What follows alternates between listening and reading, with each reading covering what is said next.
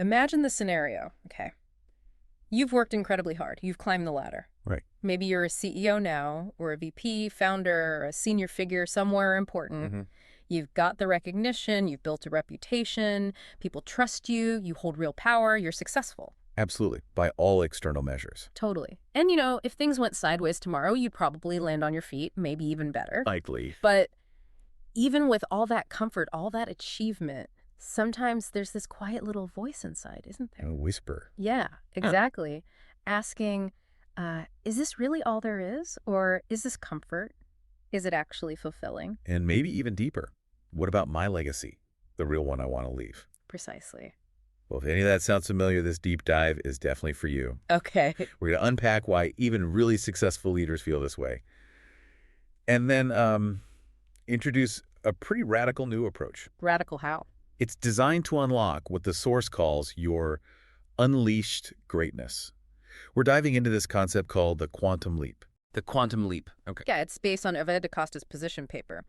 The goal here, our mission, is really to explore how you move from, say, controlled success. Which sounds pretty good already. It does. But how you move from that to something, well, far more impactful, more expansive, and ultimately more fulfilling. All right, let's unpack that feeling then. That is this all? You're a leader, top of your game, established, respected. You've done the work. Right. Busy enough, achieved plenty, probably worked with coaches before, trainers. So what is that voice, that feeling that keeps asking, could I be doing more? Is this the limit? It's fascinating because the paper argues this isn't about inadequacy. Not at all. That's interesting. Usually that feeling comes from feeling not good enough. Exactly. But here it quotes Marianne Williamson, our deepest fear is not that we are inadequate. Our deepest fear is that we are powerful beyond measure. Wow. Okay, so it flips the script. Completely. This feeling isn't a sign you failed. It's framed as more of a call, a hero's journey starting. A hero's journey. Yeah, suggesting there's another level of development possible, something waiting to be fully expressed. The paper actually calls it the divine masculine within us. Divine masculine. What does that mean in this context? It's not about gender. It's presented as this powerful generative force for creating impact, for bold expression, way beyond just typical leadership traits. Okay, now this is where you said it gets, well, provocative. Yes. The paper makes a pretty bold claim. It says most executive coaches won't tell you this. Which is? That you're not just comfortable, you're actually actively protecting yourself. Protecting myself. Yeah, and in ways that kind of counterintuitively keep you thinking, well, dangerously small. Dangerously small. For a CEO or a top leader, how does that work? What does this protection system look like? Well, the source links it to what it calls your reptilian brain. Yeah. That primal part focused purely on survival. The fight or flight instinct. Exactly.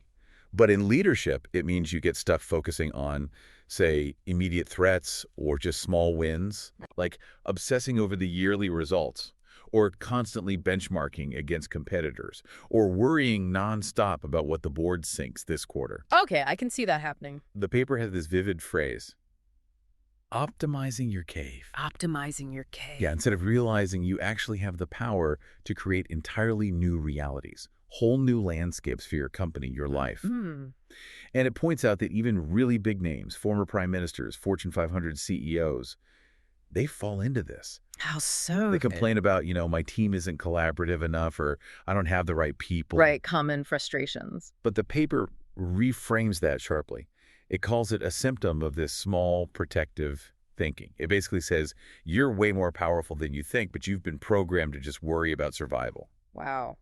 Thinking small seems the opposite of what gets people to the top. So what are the bigger implications here? If successful leaders are thinking small, why does that matter beyond them? Yeah, that's a huge question, and the paper argues the stakes are incredibly high. The urgent point it makes is, look, if exceptional leaders like you don't break out of this protective prison, as it calls it, Then what? then the world's facing serious trouble. Think about the big challenges. Climate change, inequality, tech disruption, global instability. Yeah, huge issues. These demand leaders who think in decades, not just quarters. Leaders who can literally visualize and then create realities that don't exist yet. Operating from full power, not fear. Exactly. Not from those survival fears.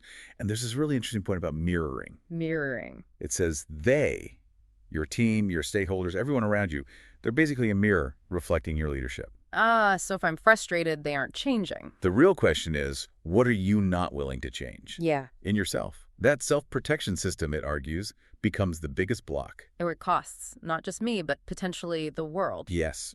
By keeping you, and by extension others, locked in this false protected state. Okay, this definitely doesn't sound like standard executive coaching. Or therapy, for that matter. Not at all. The approach is explicit. This is not psychology or psychotherapy. Right. It's not focused on fixing past wounds or just managing stress. So what's the focus instead? It starts from the premise that you right now, today, you have the inherent power of, well, it uses strong language. Yeah. Like a godlike figure, a guide, a force of nature. Godlike figure. That's intense. It is intense language. And it's important to understand it's used metaphorically, not literally, not religiously. Metaphorically, how? As a metaphor for an immense, untapped capacity for leadership, for innovation, the power to actually shape your environment, not just react to it. A power it believes is dormant inside. So it's about potential already there. Exactly. Yeah. The paper says most approaches try to fix you. I hope you remember who you are. Remember who I am. Yeah. And it's just this journey often involves meeting a kind of guide, which it calls a Cocopelli. Cocopelli. Someone who holds this unwavering faith in your true scale, your magnitude, and helps light the path to uncovering that, and then creating your life from that place. So the real work starts after that recognition. That's the idea. Yeah. When you engage with that true identity, you start creating the next decade, not just managing the next year. That's a fundamental shift. Okay, so how does someone actually do this? You mentioned the quantum leap journey has stages. Yes, 3 interconnected stages. It's described as a journey to your whole identity as an embodied leader. Okay, stage 1. Stage 1 is awakening. The paper calls it seeing the light. Seeing the light. It's all about connecting you back to that real potential we talked about. Thank you. On clearing away the immediate mental clutter. Quieting the noise. Right, so you can actually think like your true self, that powerful, capable self. The analogy used is quite evocative. Which is? Discovering ancient drawings on the cave wall. Ah, like seeing something that was there all along. Precisely. A glimpse of who you already are, underneath all that protective layering. It's a moment of real recognition. Okay, so you've had the awakening. What's next? Stage 2 is clearing, or structure for change. Clearing. Like cleaning up. Metaphorically, yes. Cleaning up the system, the cave. Yeah. In practical terms, this means actually structuring your team for high performance. Redefining your own role based on that awakened potential. And getting rid of mediocrity. Exactly. Right. Eliminating things that hold you and the team back. And here's a key insight from the paper. Yes. It argues that real high-performance leadership, deep psychological growth, that can only happen effectively after you've had that awakening, after you've seen your true scale. You need the vision first. You need the vision first. Then you clear the path. Makes sense. And the final stage. Stage 3 is embodying. This is where you create the change. Embodying it. Living it. Yes. You step fully into what it calls quantum leap thinking. Would Recognizing you can actually create reality, actively shape it. That's a big claim. It is. It involves developing real mastery, speaking and acting from an egoless state. Egoless meaning? Meaning you're driven by a purpose larger than personal gain or validation. You make decisions free from fear of failure or needing credit. It's about service to a vision. A long-term vision. Exactly, spanning decades, not just quarters. Yeah. And ultimately becoming that force of nature you were always meant to be. That's quite a transformation. Awakening, clearing, embodying. Moving from seeing potential to actually creating reality. It's profound. But okay, let's bring it down to earth a bit. For a leader hearing this, what does it look like in practical, tangible terms? What results can they actually expect? That's crucial, isn't it? It's not just philosophical. The paper promises very practical outcomes.